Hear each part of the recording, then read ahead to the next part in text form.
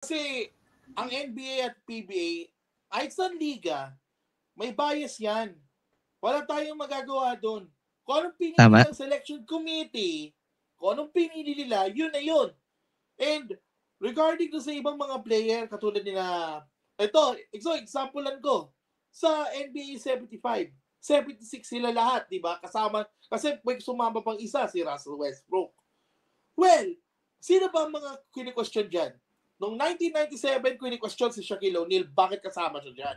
4 years pa lang siya naglalaro. Binubuka yan ng crowd. Kasi, ano ba nakagawa ni Shaquille O'Neal? Bakit siya kasali sa 50 greatest? Bakit di yung mga katulad na Artis Gilmore? O, yun nga, yung mga Dominic Wilkins. nauna. Si Dominic Wilkins, hindi nasama din, no? Si Dominic Wilkins, isa yon, hindi kasama yon. O bakit hindi sinama? Ganon din sa 75 greatest. Si Anthony Davis, bakit kasama siya doon? Damian Lillard, bakit siya kasama doon? Hindi ba dapat kasama dyan yung mga katulad na Ben Wallace, Dikembe Mutombo, Dwight Howard? Diba? It's a matter of minsan bias yung ibang committee. Ganon din sa PBA. Remember, example, yung kay Chito Loizaga. Sino ba to? Bakit nila pinili si Chito Loizaga sa 40 greatest? Dahil Hinebra? Yun kasi yung naging basihan.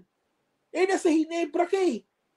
Dahil nasa Hinebra ka, pwede ka makapasok sa 40 greatest. Diba? Kumbaga, kanya-kanyang bias yan. Yung hindi magpasok ni Ronnie De Locampo o bakit si Elic Tenorio, mas maraming credentials kay Elic kaysa kay Ronnie Del. Exactly. At wala naman na nagreklamo tungkol kay LA. Pinili ko pa nga si LA, di ba? Si Ronnie Del pinili ko, di ba? Pero kasi, it's all about the committee itself.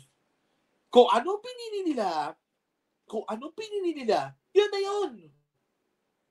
And then, okay lang. Di ba? Di ba, hindi ko pinili si Bong Hawkins. Hindi ko rin pinili si Jeffrey Cariaso. Ako di ko din choice yan. Pumili niyan eh. Situational ang nangyayari. It's all about nang yan eh. Kung, sabihin nila, bakit si Kraken, bakit si Thompson? Remember, may kanya-kanyang biases yan.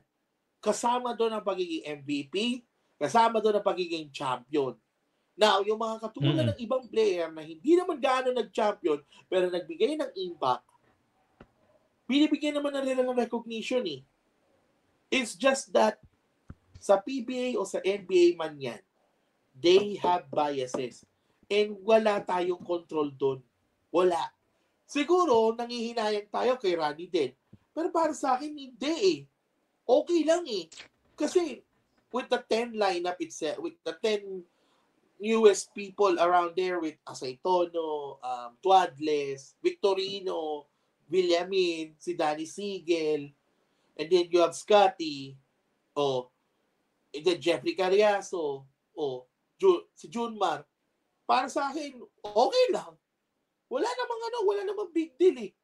Kasi at the end of the day, the committee ang pumipili dyan, sina Alan K. Dick, sina Atoy ko, pinag-isipan nila maigi yun. Ngayon, kung nagreklamo kayo for that, di tanongin nyo kung kina Alan K. Dick, kasi sila pumili eh.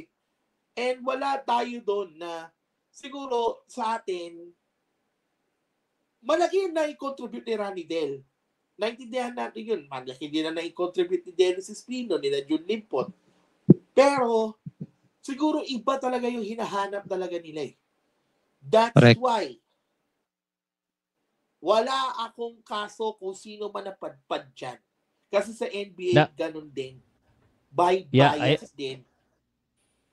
But ito yung nga yung tanong ko kanina. How does it feel now when suddenly the next batch, sila pa rin, tapos saka lang sila kukuhanin? Parang ganyan nangyayari kay Nelson Aceitono. I mean, parang nagiging di ba? Parang naging consolation na, sige na, ipasok na namin kayo. Kasi wala nang mas magaling sa inyo ngayon.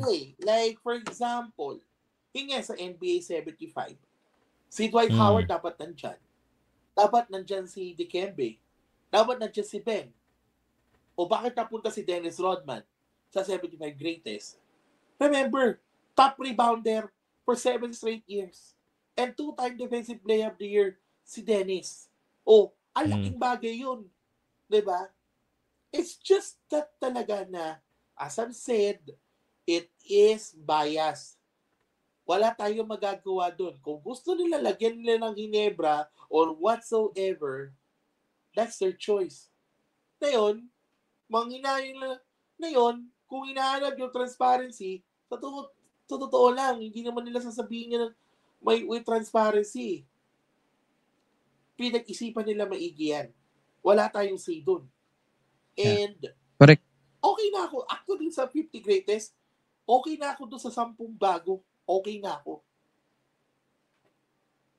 Well, wala namang question sa 10 bago, sa 10 hindi nakasama ang question. Kasi wala ka namang wala ka namang pagkakamali dahil